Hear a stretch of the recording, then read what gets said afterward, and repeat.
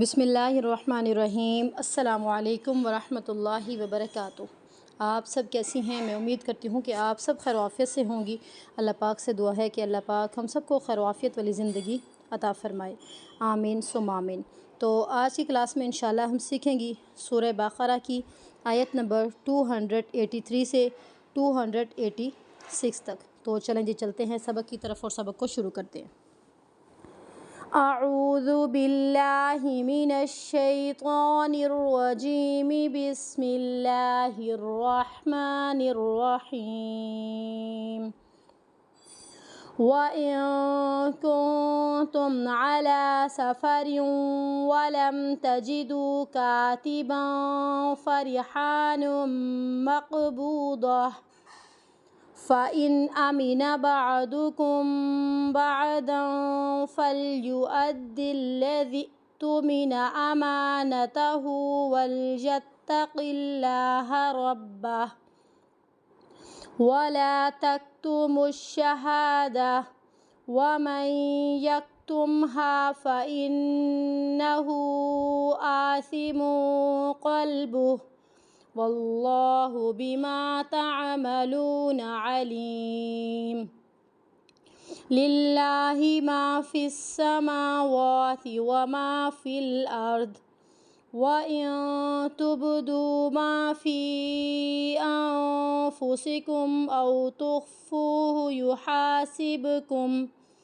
يُحَاسِبْكُم بِهِ اللَّهُ فَيَغْفِرُ لِمَن يَشَاءُ وَيُعَذِّبُ مَن يَشَاءُ وَاللَّهُ عَلَى كُلِّ شَيْءٍ قَدِيرٌ۔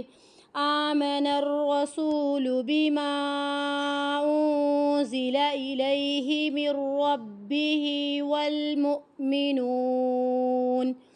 كُلٌّ آمَنَ بِاللَّهِ وَمَلَائِكَتِهِ وَكُتُبِهِ وَرُسُلِهِ لَا نُفَرِّقُ بَيْنَ أَحَدٍ مِّن رُّسُلِهِ وَقَالُوا سَمِعْنَا وَأَطَعْنَا غُفْرَانَكَ رَبَّنَا وَإِلَيْكَ الْمَصِيرُ۔ لا يكلف الله نفسا إلا وسعها لها ما كسبت وعليها ما اكتسبت ربنا لا تؤاخذنا إن نسينا أو أخطأنا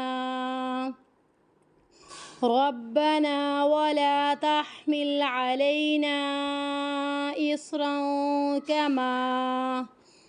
إصرا كما حملته على الذين من قبلنا ربنا ولا تحملنا ما لا طاقة لنا به واعف عنا واغفر لنا وارحمنا أنت مولانا فانصرنا على القوم الكافرين۔ تو چلیں جب چلتے ہیں کچھ رولز کی طرف۔ اخفا، نون ساکن پر اخفا، اظہار شفوی، ادغام مع غنہ، اخفا ادغام مع غنہ، مقبوضہ ہا کی ساؤنڈ آئے گی، اظہار اخفاء شفوی غنہ ہوگا، یعنی کہ یہاں پر فَلْيُؤَدِّ الَّذِي ذی پڑھنا ہے، زال کو حمزہ کے ساتھ ملانا ہے جھٹکے کے ساتھ، اما میم کو کھینچنا ہے یہاں پہ ہمیں، وَمَن ادغام مع غنہ، غنہ اخفا اخفا اخفا،